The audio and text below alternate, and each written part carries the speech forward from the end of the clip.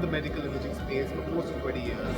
So I think currently we continue to see AI/ML being a topic of discussion. I think going forward, a couple of things that are going to come in is one, the whole transition towards a value-based care reimbursement model, particularly on the provider side. So historically, imaging has worked on a fee-for-service engagement, and as a result, all the tools, software solutions, the products that you see cater to this type of model. I think with the evolution of reimbursement models in particular, we're going to start seeing the need to see how imaging systems can participate in a value-based care economy. And we're going to start seeing tools, solutions, and workflows start to cater to a completely new dynamic in that sense. And that's what one of the things we're looking out for this year.